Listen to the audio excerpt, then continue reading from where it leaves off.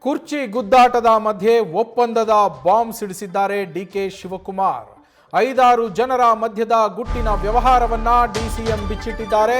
ಇದು ನಮ್ಮ 5-6 ಜನರ ನಡುವಿನ ಗುಟ್ಟಿನ ವ್ಯಾಪಾರ, ಗುಟ್ಟಿನ ವ್ಯವಹಾರ ಅಂತ ಹೇಳಿದ್ದಾರೆ. ನಾನಿದನ್ನ ಎಲ್ಲೂ ಬಹಿರಂಗವಾಗಿ ಚರ್ಚೆ ಮಾಡೋದಿಲ್ಲ ಅಂತ ಕೂಡ ಡಿಸಿಎಂ ಡಿಕೆ ಶಿವಕುಮಾರ್ ಹೇಳಿರುವಂಥದ್ದು. ನಾನು ನನ್ನ ಆತ್ಮಸಾಕ್ಷಿಗಾಗಿ ಕೆಲಸ ಮಾಡ್ತಾ ಇದ್ದೀನಿ ಅಂತ ಡಿಕೆಶಿ ಹೇಳಿದ್ದಾರೆ. ಪಕ್ಷಕ್ಕೆ ಮುಜುಗರ ತರೋದಕ್ಕೆ ನನಗಿಷ್ಟ ಇಲ್ಲ ಅಂತ ಹೊಸ ಬಾಂಬ್ ಅನ್ನ ಸಿಡಿಸಿರುವಂಥದ್ದು. ಪಕ್ಷವನ್ನ ವೀಕ್ ಮಾಡೋದಕ್ಕೆ ಇಷ್ಟ ಇಲ್ಲ. ಪಕ್ಷ ಇದ್ರೆ ನಾವು ಹೈಕಮಾಂಡ್ಗೆ ಪಕ್ಷ ಇದ್ರೆ ನಾವು ಅಂತ ಹೇಳೋ ಮೂಲಕ ಹೈಕಮಾಂಡ್ಗೆ ಎಚ್ಚರಿಕೆಯ ಸಂದೇಶವನ್ನ ನೀಡಿದ್ರ ಡಿಸಿಎಂ ಅನ್ನೋ ಪ್ರಶ್ನೆ ಮೂಡಿದೆ. ಫೈನಲ್ ಆಗುತ್ತೆ ಅದು ನನಗೆ ಗೊತ್ತಿಲ್ಲಪ್ಪ, ನಾನೇನು ಕೇಳಿಲ್ಲ.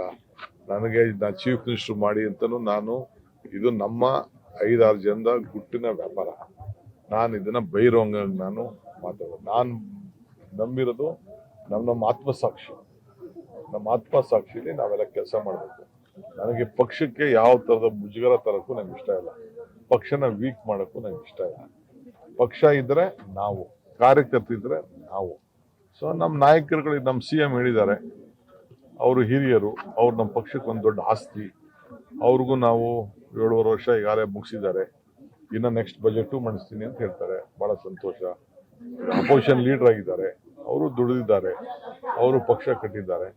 ಸೊ ನಾವೆಲ್ಲ ಸೇರಿ ಮುಂದಕ್ಕೆ 28 ಗುರಿ ನೋಡಿ 29 ಗುರಿ ನಾವು ನೋಡಬೇಕು. ಅದು ನಮ್ಮ ಬಹಳ ಮುಖ್ಯ. ಈ ಬಗ್ಗೆ ಹೆಚ್ಚಿನ ಡೀಟೇಲ್ಸ್ ಅನ್ನ ನಮ್ಮ ಸೀನಿಯರ್ ಕರೆಸ್ಪಾಂಡೆಂಟ್ ಹರೀಶ್ ನೀಡ್ತಾರೆ. ಲೈವ್ ನಲ್ಲಿ ಜಾಯ್ನ್ ಆಗಿದ್ದಾರೆ. ಹರೀಶ್, ಡಿಕೆ ಶಿವಕುಮಾರ್ ಅವರು ಒಪ್ಪಂದದ ಬಾಂಬ್ ಅನ್ನ ಸಿಡಿಸೋ ಮೂಲಕ ಯಾವ ಸಂದೇಶವನ್ನ ಇಲ್ಲಿ ಹೈಕಮಾಂಡ್ಗೆ ಕೊಡ್ತಾ ಇದ್ದಾರೆ, ಹಾಗೆ ರಾಜ್ಯ ನಾಯಕರಿಗೆ, ಅದರಲ್ಲೂ ಪ್ರಮುಖವಾಗಿ CM ಕುರ್ಚಿ ಕಿತ್ತಾಟಕ್ಕೆ ಸಂಬಂಧಪಟ್ಟಂತೆ ಅವ್ರು ಕೊಡ್ತಾ ಇರುವ ಸಂದೇಶ ಏನು ಹರೀಶ್? ನವೀನ್, ಬಹಳ ಮುಖ್ಯವಾಗಿರುವಂಥದ್ದು ರಾಜ್ಯ ಕಾಂಗ್ರೆಸ್ನಲ್ಲಿನ ಗದ್ದುಗೆ ಗುದ್ದಾಟ ದಿನಕ್ಕೊಂದು ತಿರುವನ್ನು ಕೂಡ ಪಡೀತಾ ಇದೆ. ಒಬ್ಬೊಬ್ಬರು ಒಂದೊಂದು ರೀತಿಯಲ್ಲಿ ಹೇಳಿಕೆಗಳನ್ನ ಕೊಡ್ತಾ ಇರುವಂಥದ್ದು ಗೊಂದಲದ ಗೂಡಾಗಿ ಈಗ ರಾಜ್ಯ ಕಾಂಗ್ರೆಸ್ನಲ್ಲಿ ಪರಿಣಮಿಸಿರುವಂಥದ್ದು. ಇವತ್ತು DCM DK ಶಿವಕುಮಾರ್ ಅವರು ಕನಕಪುರದಲ್ಲಿ ತಮ್ಮ ಮನೆ ದೇವರು ಕೆಂಕೇರಮ್ಮಂಗೆ ಪೂಜೆಯನ್ನು ಸಲ್ಲಿಸ್ತಾರೆ. ಅದಾದ ನಂತರ ಕೂಡ ಒಂದು ಹೇಳಿಕೆಯನ್ನ ಕೊಟ್ಟಿರುವಂಥದ್ದು. ಅಂದ್ರೆ 5-6 ಜನರ ನಡುವಿನ ಗುಟ್ಟಿನ ವ್ಯಾಪಾರ ಇದು ಅನ್ನುವಂಥ ಸ್ಫೋಟಕ ಹೇಳಿಕೆಯನ್ನು ಕೊಟ್ಟಿದ್ದಾರೆ.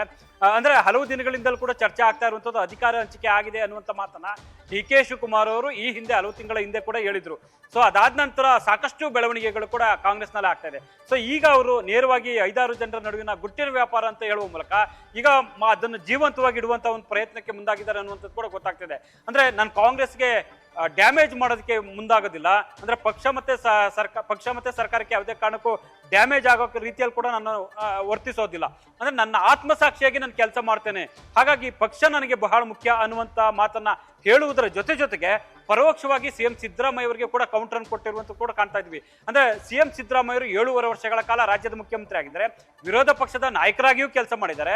ಹಾಗಾಗಿ ನಾವು ಮುಂದಿನ 2028ಕ್ಕೆ ನಾವು ಚುನಾವಣೆಗೆ ಸಿದ್ಧತೆಯನ್ನು ಮಾಡ್ಕೊಳ್ತೀವಿ ಅಂತ ಹೇಳುವ ಮೂಲಕ ಪರೋಕ್ಷವಾಗಿ CM ಸಿದ್ದರಾಮಯ್ಯ ಅವರಿಗೆ ಕೂಡ ಇಲ್ಲಿ ಕೌಂಟರ್ ಅನ್ನು ಕೊಟ್ಟಿರುವಂತದ್ದು ಗೊತ್ತಾಗ್ತಿದೆ. ಹಾಗಾಗಿ DK ಶಿವಕುಮಾರ್ ಅವರ ಪ್ರತಿಯೊಂದು ಮಾತುಗಳು ಬೇರೆ ಬೇರೆ ಸ್ವರೂಪಗಳಲ್ಲಿ ಕೂಡ ಅರ್ಥ ಆಗ್ತಾ ಇರುವಂತದ್ದು. ಅಂದ್ರೆ ಬೆಳಗ್ಗೆ ಅಷ್ಟೇ ಕೂಡ AICC ಅಧ್ಯಕ್ಷ ಮಲ್ಲಿಕಾರ್ಜುನ ಖರ್ಗೆ ಅವರನ್ನ ತರಾತುರಿಯಲ್ಲಿ ಭೇಟಿಯಾದ್ರು. ಏರ್ಪೋರ್ಟ್ ಅವ್ರಿಗೂ ಕೂಡ ಅವ್ರನ್ನ ಬಿಟ್ಟು 20 ನಿಮಿಷಗಳ ಕಾಲ ಚರ್ಚೆ ನಡೆಸಿದ್ರು. ಅದಾದ ನಂತರ ನೇರವಾಗಿ ಕನಕಪುರದ ಹತ್ರ ಮುಖ ಮಾಡಿದ್ರು. ಅಲ್ಲೂ ಕೂಡ ಒಂದಷ್ಟು ಗೊಂದಲ ರೀತಿಯಲ್ಲಿ ಕೂಡ ಒಂದಷ್ಟು ವ್ಯಾಖ್ಯಾನ ಆಗೋ ರೀತಿಯಲ್ಲಿ ಕೂಡ ಹೇಳಿಕೆಗಳನ್ನ ಕೊಡ್ತಾ ಇರುವಂಥದ್ದು. ಹಾಗಾಗಿ ಹೈಕಮಾಂಡ್ ನಾಯಕರ ಭೇಟಿಗೂ ಮೊದಲೇ ಒಬ್ಬ ನಾಯಕರು CM ಆಗಿರ್ಬೋದು, DCM ಆಗಿರ್ಬೋದು, ಎಲ್ಲರೂ ಕೂಡ ಒಂದೊಂದು ರೀತಿಯಲ್ಲಿ ಹೇಳಿಕೆ ಕೊಡ್ತಿರುವಂಥದ್ದು ಗೊಂದಲದ ಗೂಡಾಗಿ ಈಗ ಪರಿಣಮಿಸಿರುವಂಥದ್ದು. ನವೀನ್, ಹರೀಶ್, ಇಲ್ಲಿ DK ಶಿವಕುಮಾರ್ ಅವರು ನ್ಯೂಸ್ ಫಸ್ಟ್ ನಿರ್ಭೀತಿಯಿಂದ ನಿಮ್ಮ ಪರವಾಗಿ.